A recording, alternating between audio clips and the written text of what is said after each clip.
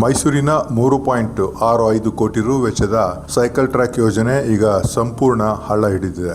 ಮೈಸೂರಿನಲ್ಲಿ ಸೈಕಲ್ ಸವಾರರ ಸುರಕ್ಷತೆಗಾಗಿ 3.65 ಕೋಟಿ ರು ವೆಚ್ಚದಲ್ಲಿ ಪ್ರತ್ಯೇಕ ಸೈಕಲ್ ಟ್ರ್ಯಾಕ್ ನಿರ್ಮಾಣ ಮಾಡಲಾಗಿತ್ತು. ಪರಿಸರ ಸ್ನೇಹಿ ಸಂಚಾರಕ್ಕೆ ಉತ್ತೇಜನ ನೀಡುವುದು, ಅಪಘಾತ ತಡೆಯುವುದು ಈ ಯೋಜನೆಯ ಉದ್ದೇಶವಾಗಿತ್ತು. ಆದರೆ ಇದೀಗ ಪರಿಸ್ಥಿತಿ ಬೇರೆ ಕತೆ ಹೇಳುತ್ತಿದೆ. ಸೈಕಲ್ ಟ್ರ್ಯಾಕ್ ನಿರ್ಮಾಣವಾದ ಬಳಿಕ ಇದೀಗ ಗ್ಯಾಸ್ ಪೈಪ್ಲೈನ್ ಅಳವಡಿಕೆ ಕಾಮಗಾರಿ ಆರಂಭಿಸಲಾಗಿದೆ. ದುರಾದೃಷ್ಟವಶಾತ್ ಸೈಕಲ್ ಟ್ರ್ಯಾಕ್ ಅಳವಡಿಸಿದ್ದ ರಸ್ತೆಗಳಲ್ಲೇ ಈ ಕಾಮಗಾರಿ ಕೈಗೆತ್ತಿಕೊಳ್ಳಲಾಗಿದೆ. ಇದಕ್ಕಾಗಿ ರಸ್ತೆಗಳನ್ನು ಮತ್ತೆ ಅಗೆದ ಪರಿಣಾಮ ಬಹುತೇಕ ಕಡೆಗಳಲ್ಲಿ ಸೈಕಲ್ ಪಥ ಹಾಳಾಗಿದ್ದು, ಕೋಟ್ಯಾಂತರ ರು ವೆಚ್ಚದ ಯೋಜನೆ ಈಗ ನಿಷ್ಪ್ರಯೋಜಕ ಎನಿಸಿದೆ.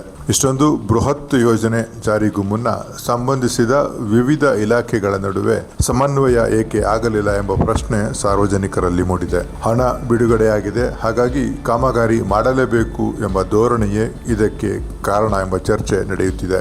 ಸಾರ್ವಜನಿಕರ ತೆರಿಗೆ ಹಣದಲ್ಲಿ ನಿರ್ಮಿಸಿದ ಯೋಜನೆಗಳು ಹೀಗೆ ಕೆಲವೇ ದಿನಗಳಲ್ಲಿ ಹಾಳಾಗುವುದು ಎಷ್ಟು ಸಮಂಜಸ? ಸೈಕಲ್ ಟ್ರ್ಯಾಕ್ ಜನರಿಗೆ ಉಪಯೋಗವಾಗುತ್ತಿದೆಯೇ ಅಥವಾ ಇದು ಮತ್ತೊಂದು ವಿಫಲ ಯೋಜನೆಯಾಗುತ್ತದೆಯೇ? ನಿಮ್ಮ ಅಭಿಪ್ರಾಯವನ್ನು ಕಾಮೆಂಟ್ನಲ್ಲಿ ತಿಳಿಸಿ.